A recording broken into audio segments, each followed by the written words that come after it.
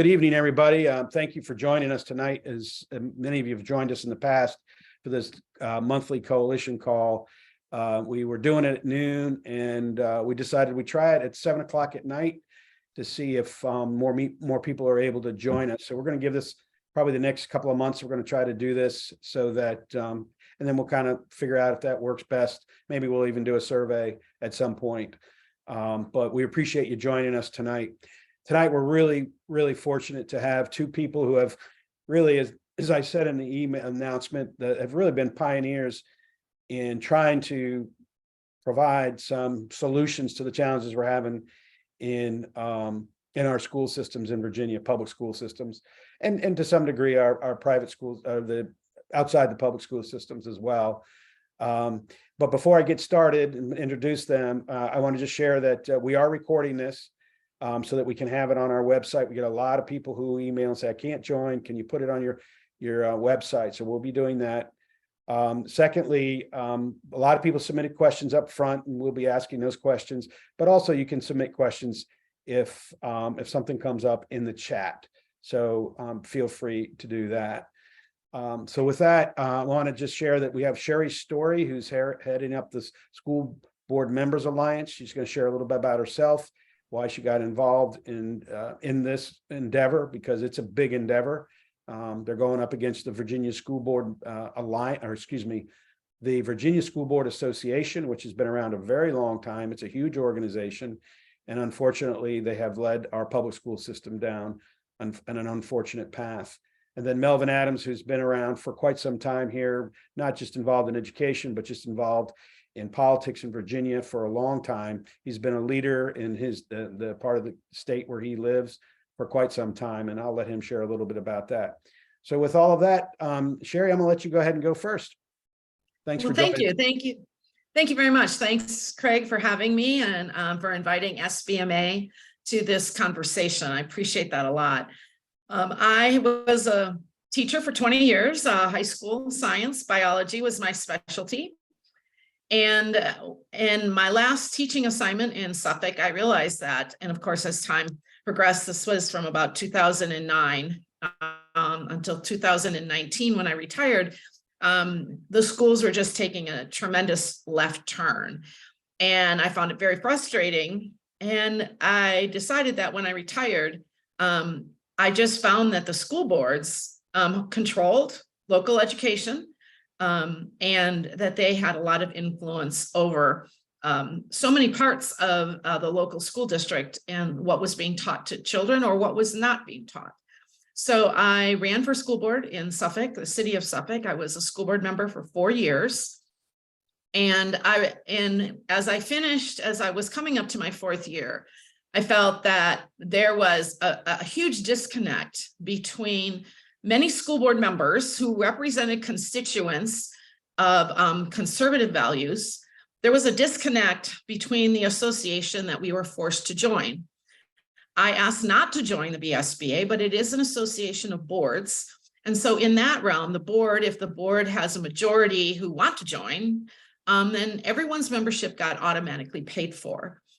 I felt that they did not represent me. I went to many trainings. I did not avoid the trainings. I wanted to know what was being said and realized that this monopoly for 118 years was really controlling and a huge part of this problem that we're having with children not learning and teachers being marginalized. And so I decided when I received a call from the Family Foundation, they talked with me and asked me, their leadership asked if I would be interested in beginning and organizing a conservative school board association, or we're calling it an alliance, and it is for individual school board members.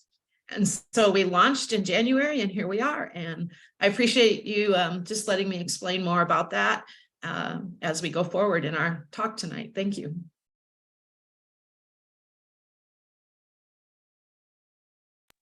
Craig, you're on mute. Okay. Sherry, why don't you share with us just a little bit about how the organization got started and to today? What was the path you've taken up to this point? Okay, well, we started meeting when they asked me to do this. I hosted some phone calls, and where I got the names of conservative was from two organizations.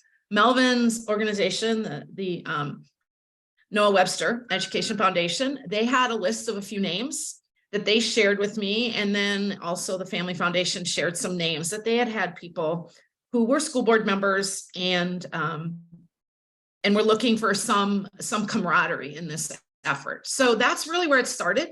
I invited a couple of the leadership of the Family Foundation, invited Melvin, Shelby, and we started meeting. And we met October, November, December, and quickly put together. It all came together just, I say, quite miraculously, that we were able to put together some bylaws. We had a board. We initiated getting ourselves in a 501c3 status. And January 12th in Richmond, we launched the School Board Members Alliance. And this organization began its journey as an alliance for school board members who feel a need to have advice, have policy, have guidance, and have support for what they're doing to represent constituents of a conservative nature. And so from that point, we held calls, we have a newsletter, we have a website, we developed as an organization, and we are taking on we're not trying, our goal isn't to oust the VSBA, but there has to be another voice that represents school board members. And I quickly also learned that in Richmond, when it comes time for school board and education law, the only voice that was represented was the VSBA. And I felt that had to change as well. There has to be a voice in Richmond for conservative school board members that want things to change in education.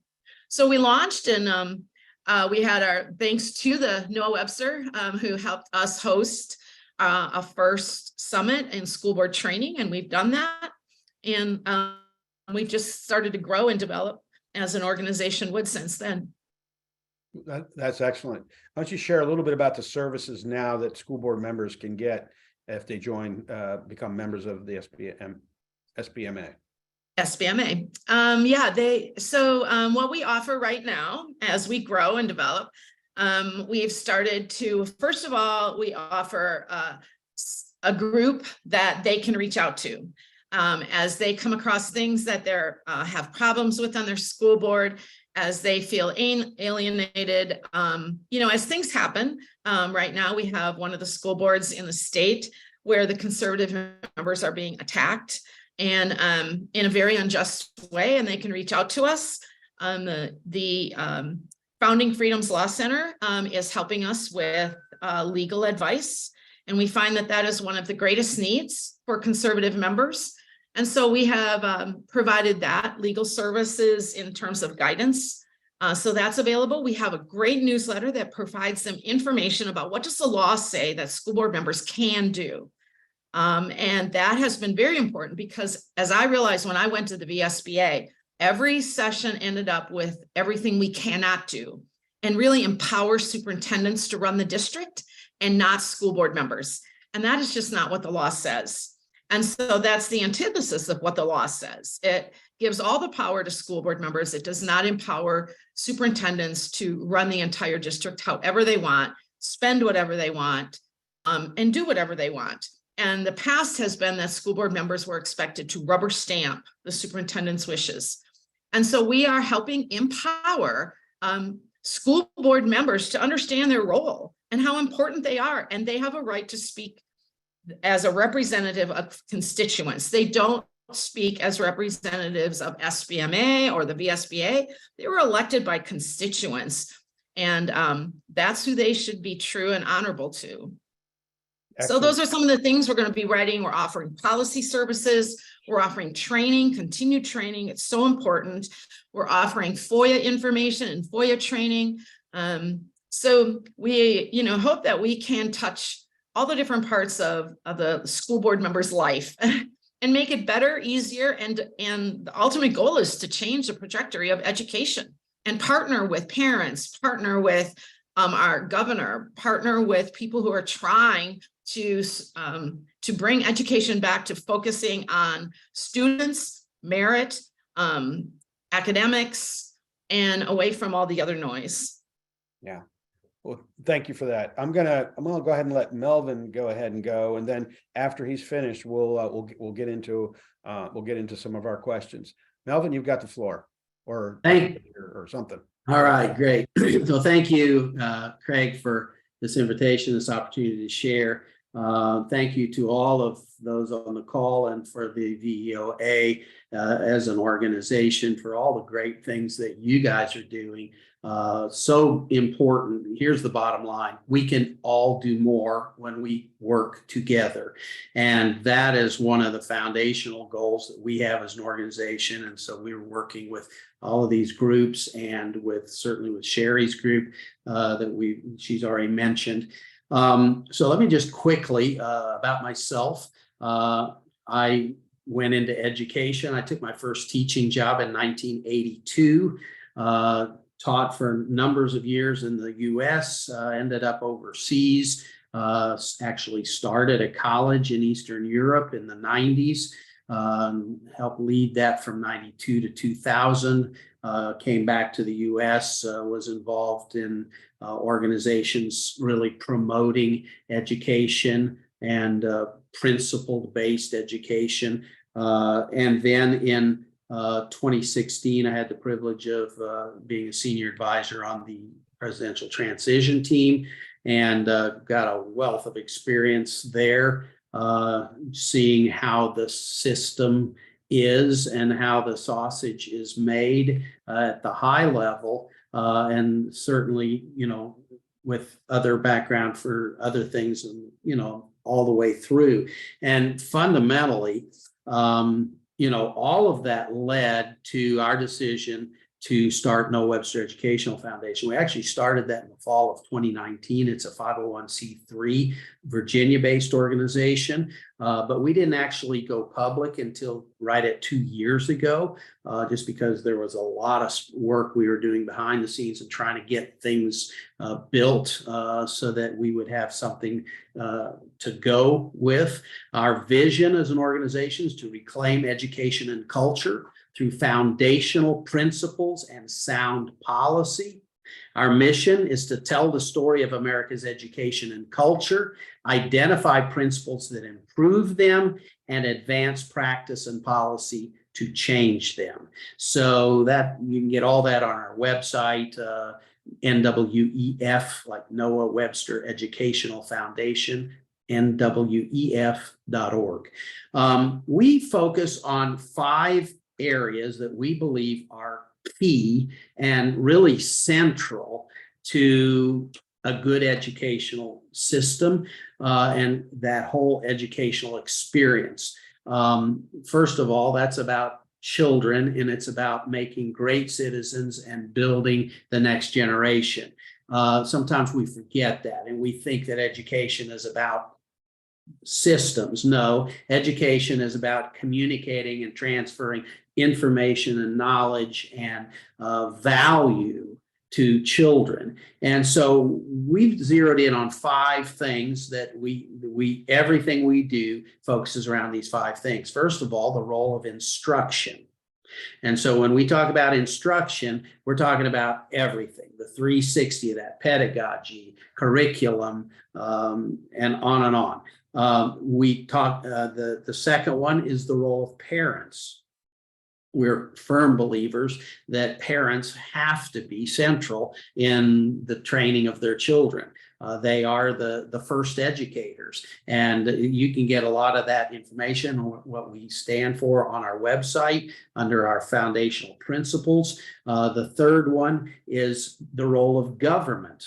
We do believe that government has a significant interest in the education of its citizens, and therefore can have some meaningful value and participation in that process. Unfortunately, when government takes over and really creates monopolies in education, that's when things go south, just as it does in any kind of industry where there are total monopolies. And so we really work on trying to address that. That's why Ed Choice and ESAs and all of these other things that we're working hard together on is to just really empower more alternatives, both inside the public sector and outside the public sector, because choice gives, it opens up the marketplace. It enables so much more opportunity. And the bottom line is competition always drives down the cost and improves the quality. And so we're a firm believer in those kind of market economics. The fourth area is faith and morality. People are not just robots to be programmed. There is that metaphysical dynamic that cannot be ignored, because when it is ignored, it's going to get filled with something. And quite frankly, that's what we've been seeing get filled in so much of the woke focus in education. And it's a distorted view of, traditional faith and morality. So we are firm believers in the importance of that and the transfer of that. The last one really is appropriations. You look at where the money is and where the money's going, and it tells you everything. It tells you the priorities of the administration. It tells you the priorities of the board. It tells you the priorities of the state. It tells you everything. It tells you the priority of parents. What are they putting their money into when it comes to the education of their kids? So all of that is kind of the 5 areas we focus on. Let me just jump in here real quick. A lot of times, particularly in the area of public education, I see things kind of in pictures. And so I see this like a 3-legged stool, if you'll indulge me for a second. So this 3-legged stool, let's just be honest, the left owns it. Okay, and they have for decades because they've been very diligent about this space. They've really invested a lot of time and energy. They've seen this as something worth having and controlling, and they use it however they want. Okay, but this 3-legged stool, I'm going to suggest that one leg is made up of teachers and their unions that weaponize them. The second leg is superintendents, and often their associations that can weaponize them. And the third leg is school boards, and again, their association that way too often weaponizes them. Now, these 3 legs are all working together to hold up the stools. So it's a very tight, integrated, self-sustaining system. And so often, and for years, people have said, you can't wade into that. It cannot be changed. They have total and absolute control. And we have seen for decades that politicians have not wanted to go into that space, especially conservatives, because they just felt like we're going to get destroyed if we even touch that. But thankfully, COVID came along and exposed a lot of the craziness that's going on. And the parents started to see things that some of us have been talking about forever. And now all of a sudden, the winds have shifted. And so this is a tremendous opportunity for us. But here's what I believe in. I believe that everything can be changed through strategic disruption. Now, I'm not saying blow it up. That would be a disaster. But think Twitter, okay? Strategic disruption. And so if we look at the 3 legs, you got a choice. Which leg are we going to focus on? I am a firm believer, and I think most of us on in this call and the networks here have come to the conclusion that it is the school boards that are the most critical leg. And here's one of the main reasons why.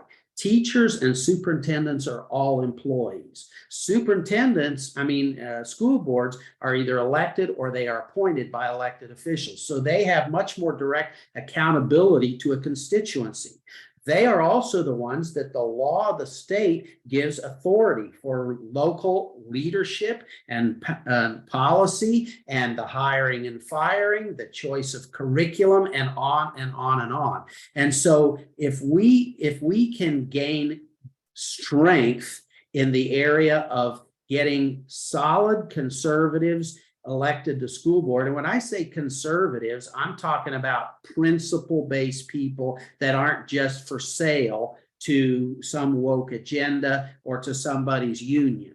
All right. I'm talking like Sherry was talking about, people who really go out there and they are there to serve their constituency, the parents and the communities that they serve. That's what we're really looking for. And so that's what our whole approach is. And so kind of we've talked about these various things that we do and our focuses, and a lot of that through podcasts and through blogs and a lot of things to communicate to the broader audience, because we believe that everything is healthier when it grows at a grassroots level, when the grassroots are informed and empowered and they're given the tools and the resources to make change right where they are. And when they have that ability, then they own it. And not only do they see that things change, but they stay the way they need to be. And they're not just bouncing up and down with every election cycle. So we really focus then around that whole area of school boards on a couple of things. First of all, a number of years ago, we put together candidate training in conjunction with the Leadership Institute. So a lot of people were getting upset about transgender issues, Black Lives Matter issues, all of these things that have been political buzzwords, but have really gotten in, really were invading our schools, and an awareness became. And so people are angry about these things. And so they're saying, I'm going to run for school board. Well, here's the bottom line. Anger can be a great motivator, but anger does not necessarily help you do a good job.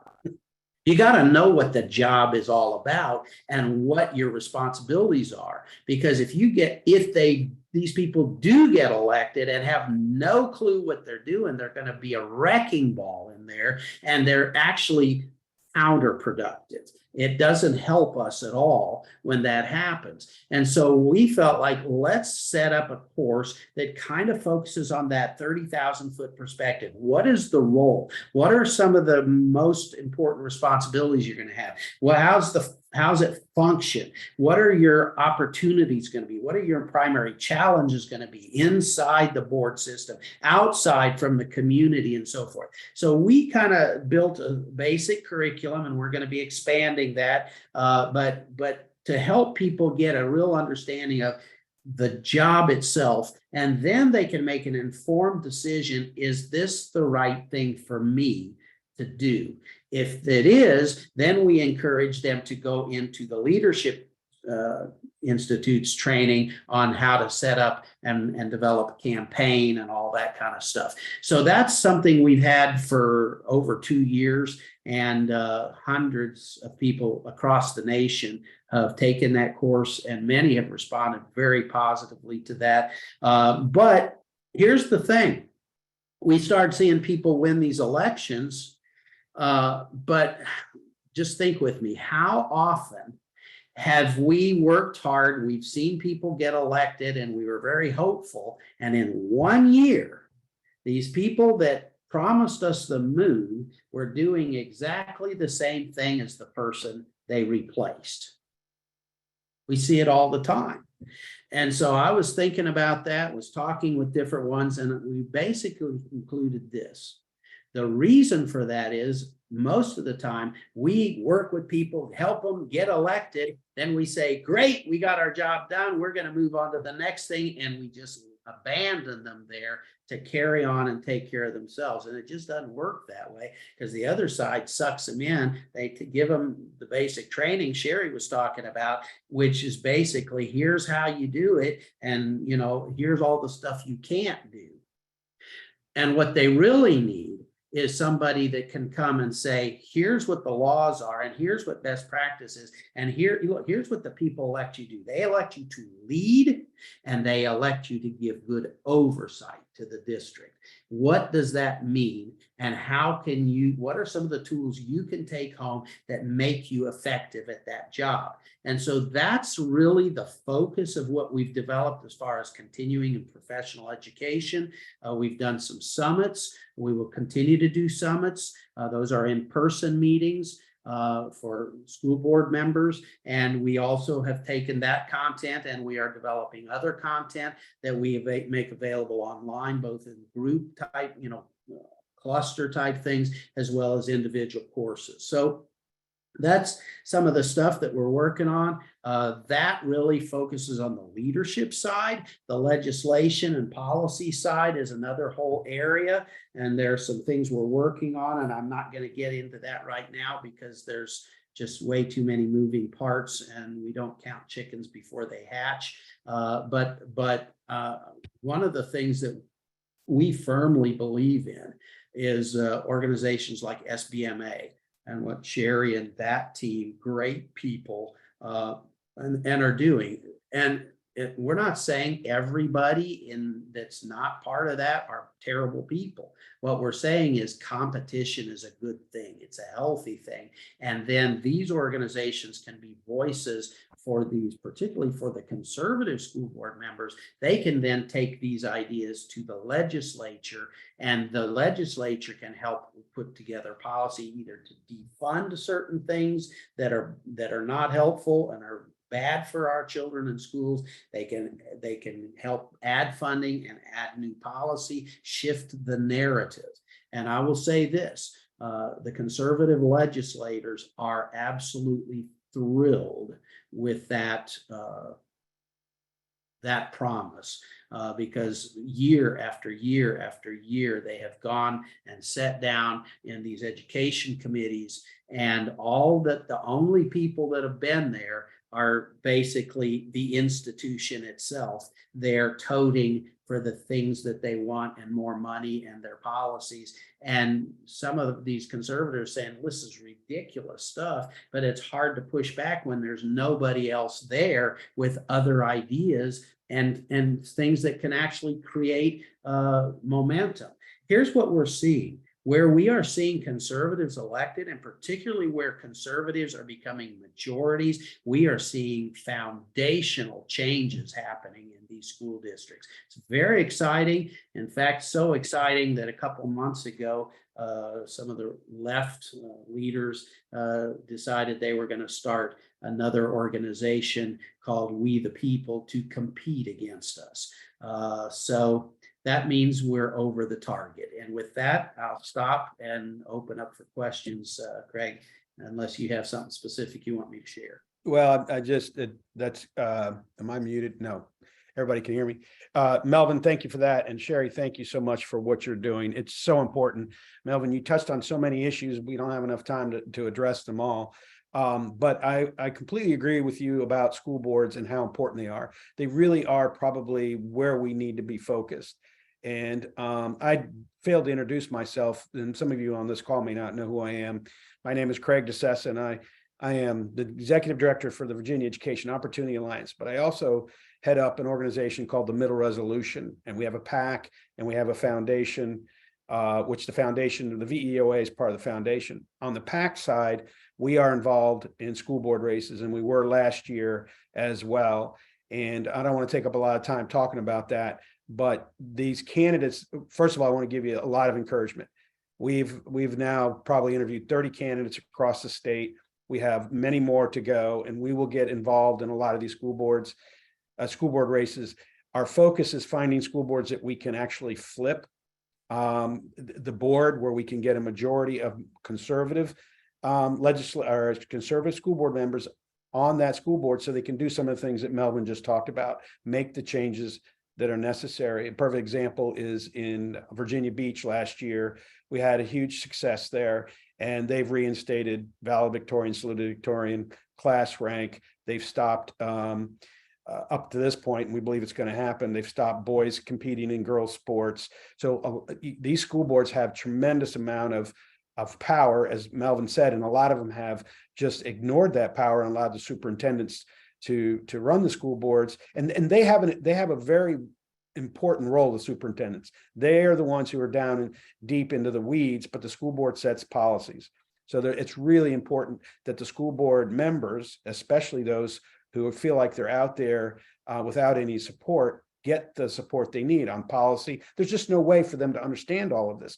A lot of these people are moms and their dads or their grandparents. I saw Mike Callan on here. He's a grandfather that we helped get elected in Virginia Beach last year. And they're so concerned, but these are lay people. They don't know anything about, running a major school system. I think the budget in Virginia Beach is $1 billion.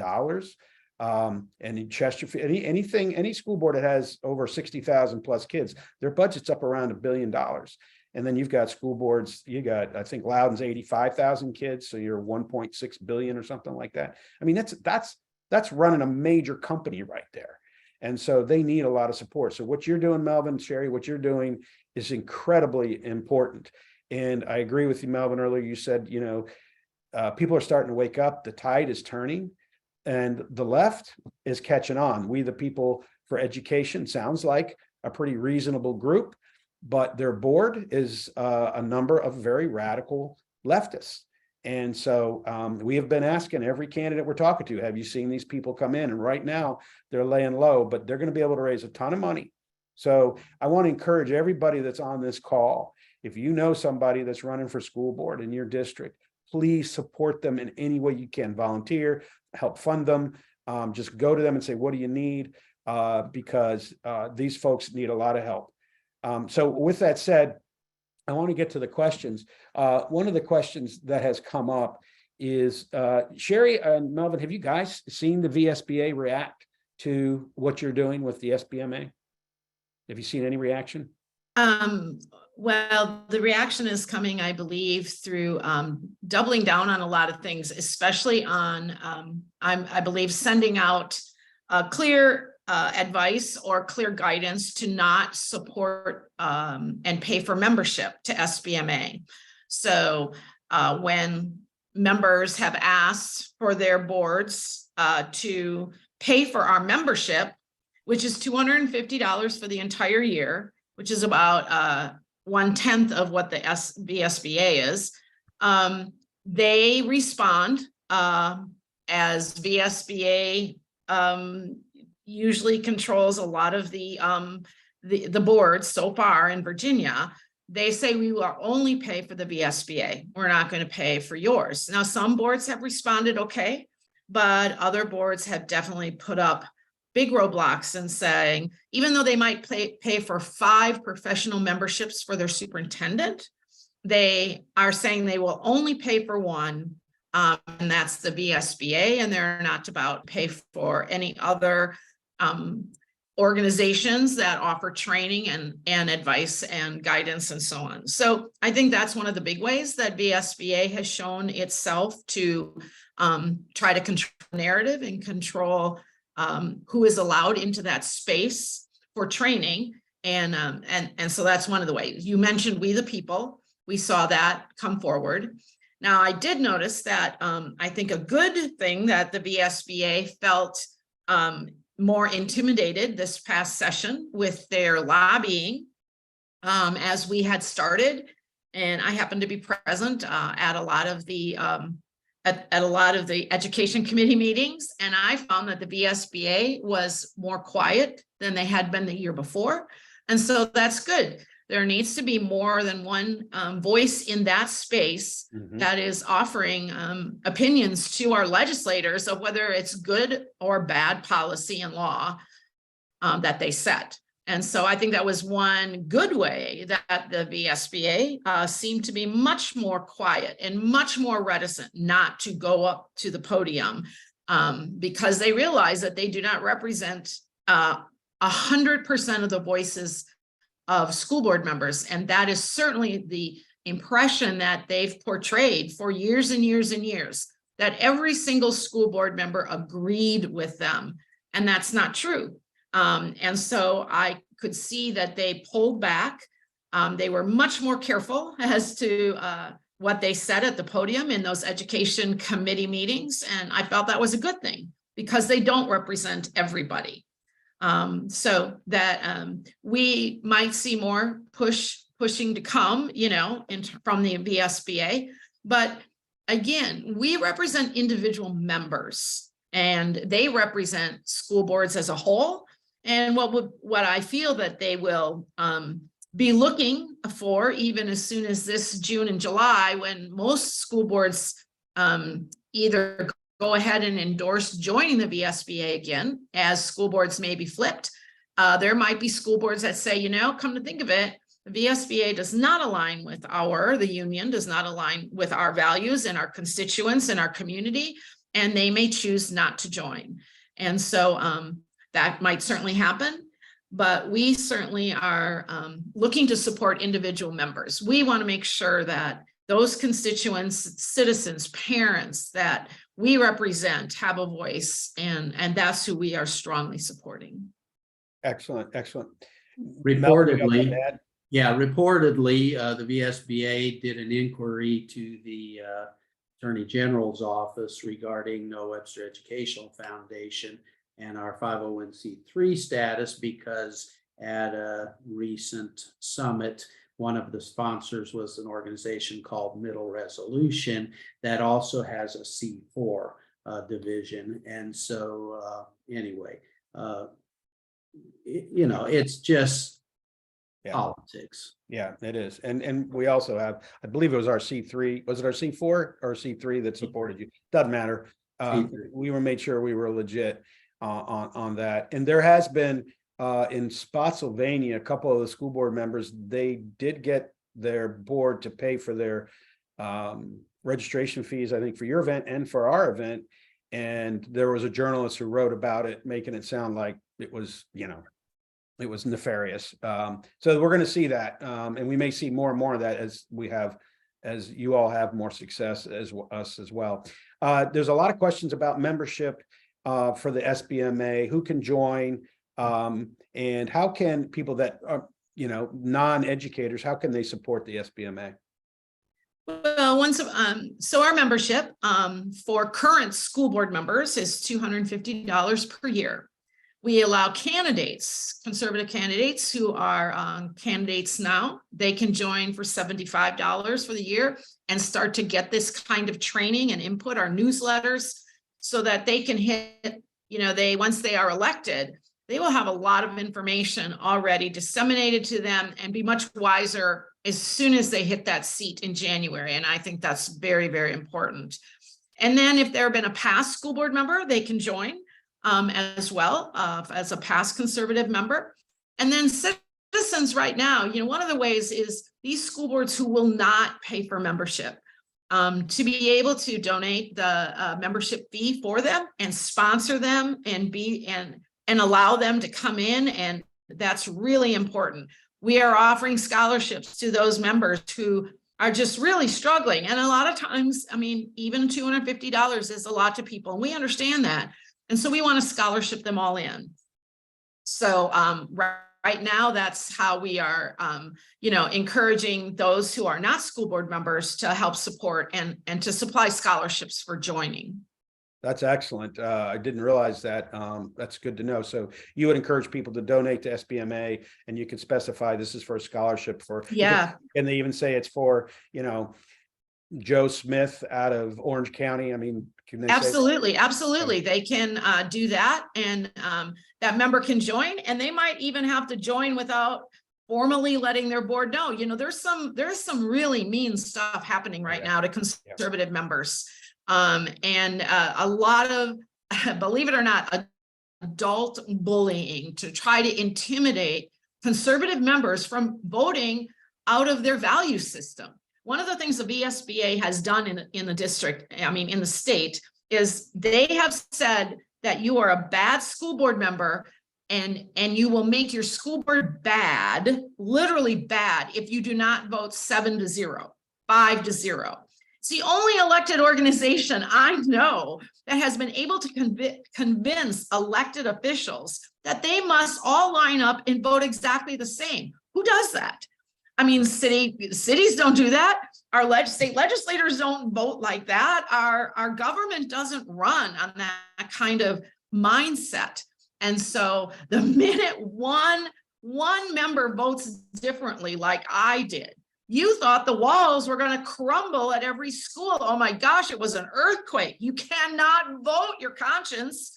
You must vote how every member wants you to vote. And there's even norms out there that once the board decides behind the scenes how they're going to vote, you must in mind, will, and deed follow the majority. And that's just not the constituents we represent. So this is where coming up against a monopoly, this is our challenge, this is our battle, and we're going to undertake it, and we're here for the long term. And we want to support parent input, school choice, good conservative values that are going to make our education system better and actually get back to teaching kids. Yeah, that's great. So I have a couple of questions here. Somebody wanted to know if you guys are going to be able to sort of compare what your recommendations are on certain policies to what the VSBA is saying. Is there going to be a place that people can go and or that school board members can go and say, hey, you know, the VSBA is telling us we need to vote this way. Doesn't seem right. What are you guys saying? Yes, we have a classroom. So when our members join, they are part of a classroom, Google Classroom, and we are posting policies there. We are posting the new laws that were passed last session and how to tweak the current policies. Maybe, for instance, a good example is a new FOIA law was, a new amendment to a FOIA law that was on the books was passed that every public body must list on their website very obviously what they're going to charge for FOIA requests, because FOIA has started to be weaponized. As parents have become informed, like from all the organizations, many more people are FOIAing for information. And what city councils and what school boards, districts have done is they've weaponized it by charging outlandish fees. And so now it must be consistent, it must be posted in what they're going to do. And we're informing our members, listen, school boards should be involved in setting those fees, because that literally translates to how transparent do you want to be to your community. We don't want to charge a lot. We feel that we should be open. In fact, why don't you just put it all on the website and then no one has to FOIA it? How about that? Wouldn't that be great? There you go. Let's just be transparent. Just put it all out there. And of course, the VSBA would, it was not in favor of that kind of transparency. So yes, we have to let our school board members know, and we also put it out on our website. We give our opinions and values there. That's excellent. That's excellent. Does the SBMA provide legal or insurance for school board members? Is that something that they need? So they do not need insurance, and that's sort of a misnomer. That, again, another sort of misinformation from the VSBA. The VSBA only offers a little bit of insurance if one of their policies is challenged. And that is for the school board. But school boards, they carry their own insurance that insures the district. Gotcha. And it covers school board members. Individual school board members, unless they commit a felony, and then that's a personal, then that's a problem beyond school boards. Yeah. They are covered by school district insurance, and they really do not need an additional insurance policy. And I know the VSBA has put out a little bit of information like, oh, we supply you insurance. They're only insuring their policies. And that their policy wouldn't run up against law. They're not insuring the kind of liability that school board members think they are getting. So insurance is not one thing, but definitely legal. We have several legal foundations that are willing to give guidance. Yes. That's excellent. Excellent. This may be a question we got during registration for Melvin. Is there other organizations besides the VEA, the Virginia Education Association, that teachers can join to provide, they do provide insurance that's important, but Yes. also guidance on policies and so forth. What other organizations are available out there? There are at least two. Oh my, I'm having a Biden moment. That's okay. But Can I yep, ju- Gary, go ahead. The AAE, Okay. the American Association of Educators. That's Mhm. national. They offer great liability, twice as much as the NEA does. Great liability insurance for a fourth of the cost. They're a great organization. Then there's another state organization in Virginia as well that teachers can join other than the VEA. Often subject areas like the Biology Association that biology teachers might belong to, the National Association of Biology Teachers, they offer liability insurance too. So those are some of the ones. Melvin, do you want to chip in there some more? There's at least one more national organization. It's Christian Educators. Okay, there you go. Alliance. Yep. Yep. That they're based, I believe, in Illinois, but they are nationwide, and Mhm. basically you just have to. What is the name? Do you guys remember the name of the, I can't remember the name of the one that is in Virginia. We've worked with them. I don't know if Chris Allen remembers the name of that organization, the Virginia Public School, something or other. I don't know. I'm just trying to remember that. I'd like to be able to provide that information if anybody has it. Do you remember, guys, what the name of it is? I don't remember. Yeah. Chris, do you recall? No, I don't, but I'll try to look it up. Yeah, look it up and see if you can put it in the chat, because we've worked with them in the past trying to help pass legislation that gives them more access to the public school teachers, because the VEA works with the VSBA and the school boards, and they restrict access, and they're supposed to have equal access to the teachers that the VEA has. But of Right. course, there's a battle to control all of that, obviously, by the VEA and the VS and the VSBA. Craig, it says Virginia Professional Educators. That's it. That's it. The what was it, Shelley? Virginia Professional Educators. That's it. VPE, VPE, I think, Virginia yeah. Professional Educators. So if anybody's a teacher on here and you're looking for an alternative, VPE is a very good organization. They're non-political. And my understanding is I live in Hanover, and that's where they're out of. And they actually have more members than the VEA does in Hanover County. So they're clearly providing a good service, and but they stay kind of under the radar. But they do. So there's a good opportunity there.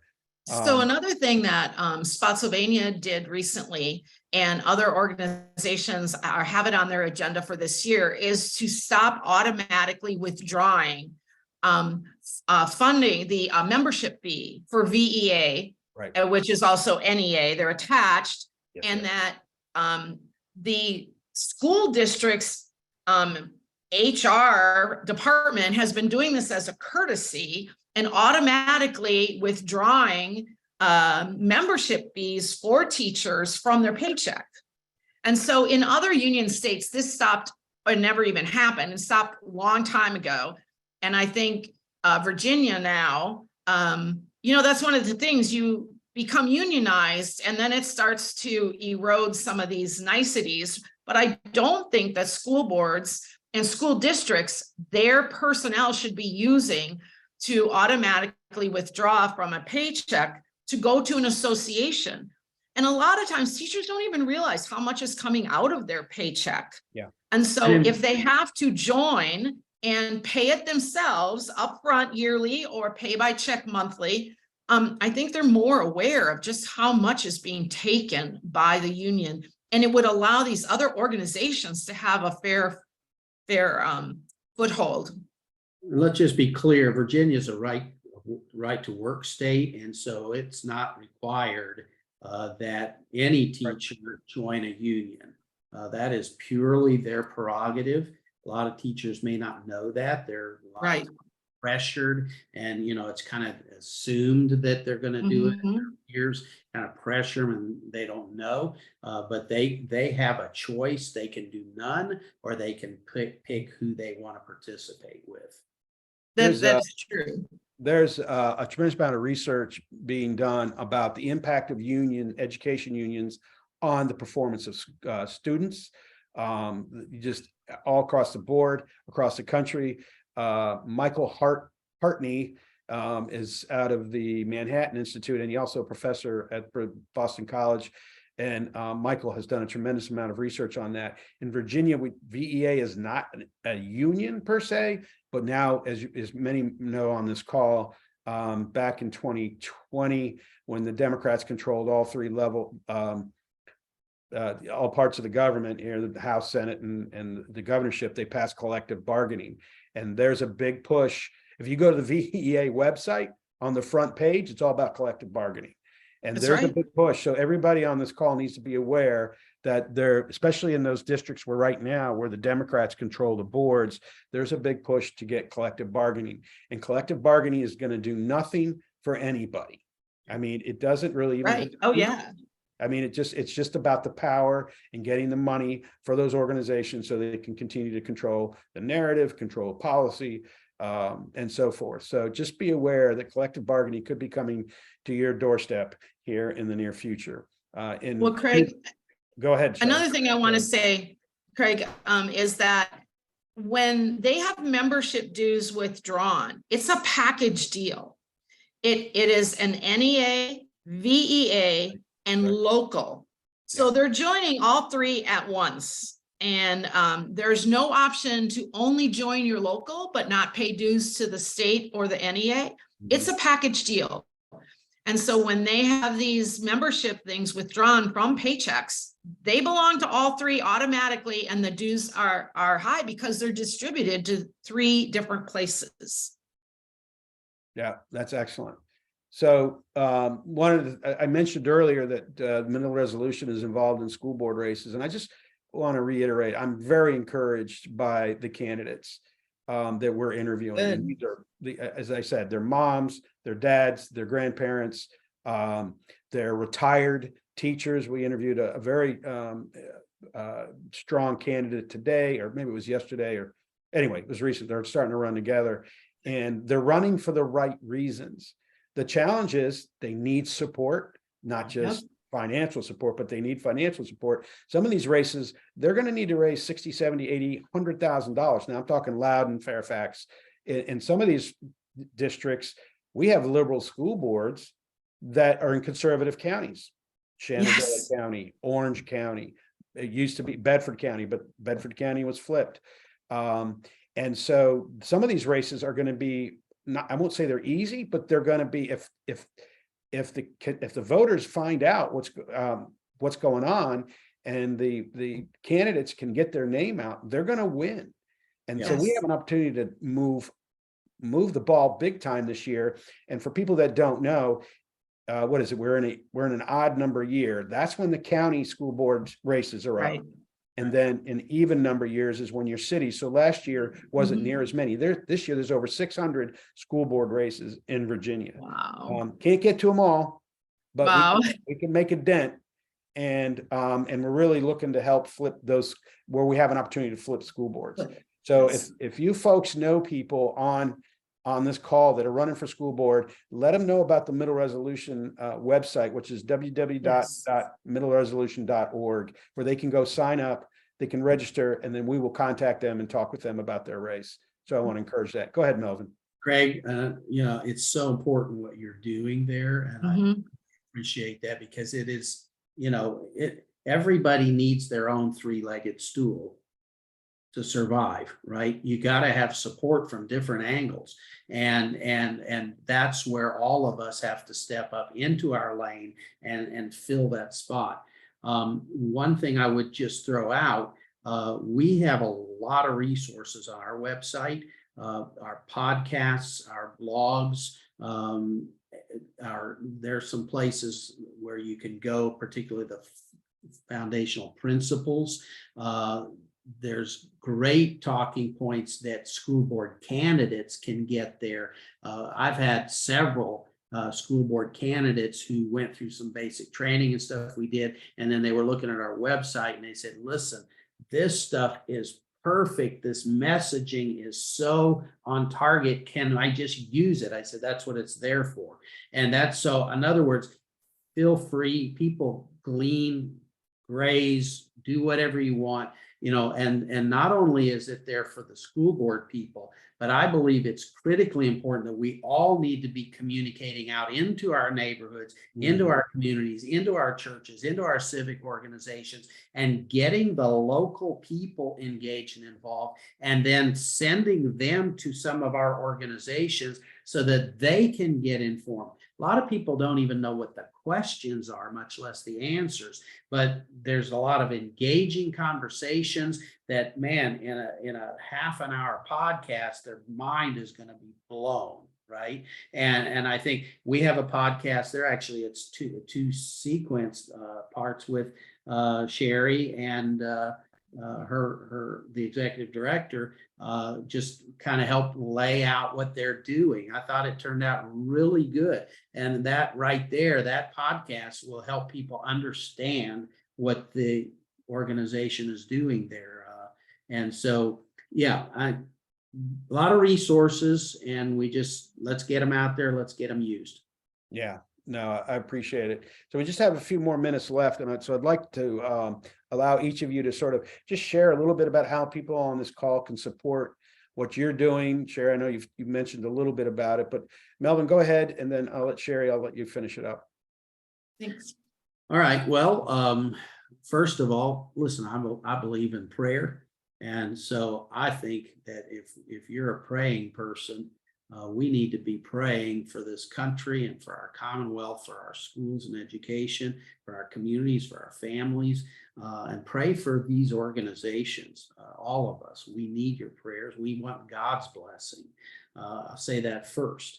Beyond that, I think, do a little research, find out the resources that are available. So we put a lot of effort and a lot of cost into preparing good content that empower people so that they can help bring change where they are. But it doesn't do any good unless people access it. So you guys can help by helping to spread the word, by sharing. We have a lot of social media activity, nwef.org. It's on Facebook, on Twitter, on Instagram, on all the major platforms. Tons of resources, tons of connections there. And so if you want to educate yourself, follow those things, whatever your platform is. And so I think that's the thing that I would say. If you know somebody, a school board candidate that's running, I encourage them to check out our resources. And we just want to do our best to help. Thank you, Melvin, for what you're doing. Sherry? Yeah, hopefully if there are some new school board members out there who haven't joined us, I hope you will check us out. We are at www.mysbma.org, and definitely join us. If you know of past conservative school board members that maybe got beat up but now want to get back and engage in the fight, please encourage them to come and join us and to re-engage in taking, our school systems back for the health of our children. And then, I would encourage you to pay attention to who is running for school boards. You've got to pay attention to who is running and be involved in supporting conservative candidates. And then go to your local school board meetings. Find out what is how transparent are they? Are they really letting you, as a taxpayer, it's usually the highest amount that's paid in taxes from a city goes to your school system. Do you know what they're doing with your funding? And do you feel they are transparent with our students learning or not? And if they're not, you need to get involved by, becoming part of these conservative organizations, Moms for Liberty. There's many great parent organizations out there that are actively really trying to work to make school boards and school districts accountable. And join something, be part of that, be part of us. You can email, we have an open email that you can, just by going to our website, you can email us anytime. And we would love you to sponsor a school board member that really wants to join, but is really being knocked down by their school board. And please sponsor, for $250, you can sponsor a school board member and give them hope, give them courage, and give them support. Thank you, Craig, so much for having us as part of this conversation. Not at all. This has been a great conversation. In closing, I just want to say that I'm so encouraged. I mean, just by what you guys are doing in the last 2 years, in the last year and a half, everything's been going on. Same with, as I said earlier, I think I've said it twice, the candidates we are interviewing are top-notch people, and they want to learn, they want to make a difference, they're passionate, and they need everybody's support. So if you're in a district, well, everybody's in a district that has a school board race. That's right. I can tell you that right now. And likely your district has got a 3-2 or a 5-2 or even a 7-0 liberal lean. And so you got to get engaged. If you want to see the school boards change, and I will finish with this, and I mentioned it earlier, with the candidates that we supported last year that have now gone on boards, and those boards have gone from a 3-2 left to a 3-2 conservative leaning, they are making changes. They're dealing with the divisive issues. They're dealing with the books. They're dealing with the big issue is the rigor, the academic rigor and the standards. They're dealing with that. They're bringing back class rank. They're bringing back, the meritocracy that drives success in these school districts. And so when we flip those school boards, when it happens, we're seeing major changes. This is the quickest way for us to change our school system. Now, the governor's working hard, the VEOA is working hard, but unfortunately, they have the Democrats controlling the Senate right now. So just another thing that you can get involved with is to help support your Senate and House candidates that are running for the House and the Senate, because we need to take those back so the governor can continue to do what he's doing at the state level. So everybody, thank you so much for your time today. We really appreciate it. And I pray everybody enjoys the rest of their evening and the rest of their week. Take care. Thank you. Thank you.